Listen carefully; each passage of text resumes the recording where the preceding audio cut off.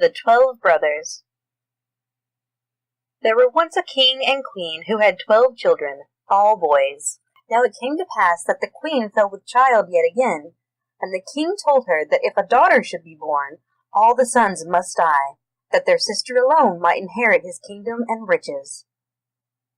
So the king had 12 coffins made, which were filled with shavings, and in each was a little pillow for the dead. He had them locked up in a private room, the key of which he gave to the queen, praying her not to speak of it to anyone.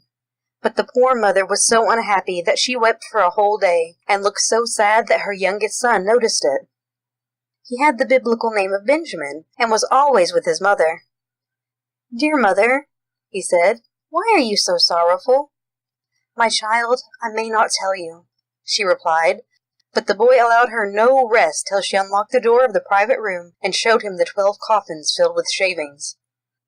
"Dearest Benjamin," she said, "these coffins are for you and your brothers, for if you should ever have a little sister, you will all die and be buried in them." She wept bitterly as she told him, but her son comforted her and said, "Do not weep, dear mother. We will take care of ourselves and go far away." Then she took courage and said, "Yes, go away with your 11 brothers and remain in the forest, and let one climb a tree, from whence he will be able to see the tower of the castle. If I should have a son, a white flag will be hoisted, and then you may return home. But if you see a red flag, you will know it's a girl. And then hasten away as fast as you can, and may heaven protect you. Every night I will pray for you, that you may not suffer from the cold in winter or the heat in summer." Then she blessed all her sons, and they went away into the forest, while each in turn mounted a high tree daily to watch for the flag on the tower. 11 days passed, and it was Benjamin's turn to watch. He saw the flag hoisted, and it was red, the signal that they must die. The brothers were angry and said, "Shall we suffer death on account of a maiden? When we find one, we will kill her to avenge ourselves." They went still farther into the forest, and came upon a most pleasant little cottage, which was uninhabited. "We will make this our home," they said, "and Benjamin, as you are the youngest and weakest, you shall stay home and keep house, while we go and procure food." So they wandered about the forest, shooting hares, wild rabbits, pigeons, and other birds, which they brought to Benjamin to prepare for food. In this cottage they lived for 10 happy years together, so the time passed quickly. Their little sister was growing a great girl. She had a sweet disposition, and was very beautiful to look upon. She wore rich clothes and a golden star on her forehead. One day, when she was about 10 years old, she discovered in her mother's wardrobe 12 shirts. "Mother," she exclaimed, "whose shirts are these? They are much too small for my father." The queen sighed as she replied, "Dear child, those shirts belong to your 12 brothers." "12 brothers?" cried the little maiden. "Where are they? I've not even heard of them." "Heaven knows where they are," was the reply, "but they are wandering the world somewhere." Then the queen took her little daughter to the private room of the castle, and showed her the 12 coffins, which had been prepared for her brothers, and related to her, with many tears, why they had left home. "Dear mother," said the child, "do not weep. I will go and seek my brothers." So she took the 12 shirts with her, and wandered away into the forest. She walked for a whole day, and in the evening came to a cottage, stepped in, and found a young boy, who stared with astonishment at seeing a beautiful little girl dressed in rich clothing and wearing a golden star on her forehead. At last he said, "Who are you, and what do you want?" "I am a king's daughter," she said, "and I seek my 12 brothers, and I intend to search for them until I find them." And she showed him their shirts. Benjamin knew that this was his sister, and said, "I am your youngest brother, Benjamin." Then she wept for joy.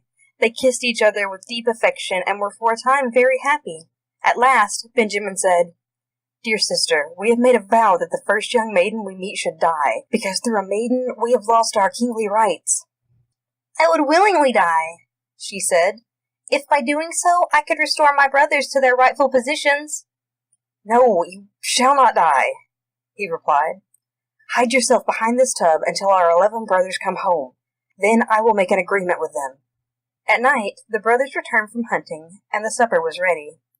While they sat at a table, one of them said, "Well, Benjamin, have you any news?" "Perhaps I have," he said, "although it seems strange that I, who stay at home, should know more than you, who have been out." "Well, tell us your news," said one. So he said, "I will tell you if you make one promise." "Yes, yes," they all cried. "What is it?" "Well then, promise me that the first maiden you meet in this forest will not die." "Yes, yes," said they all. "She shall have mercy, but tell us." "Then," said the younger brother, "our sister is here."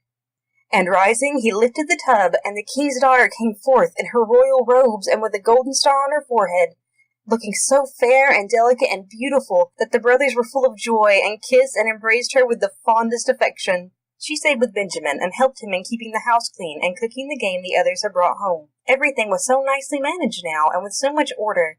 The curtains and the quilts were beautifully white. The dinners cooked so well that the brothers were always contented and lived in great unity with their little sister. There was a pretty garden around the house in which they lived, and one day, when they were all at home dining together and enjoying themselves, the maiden went out into the garden to gather them some flowers.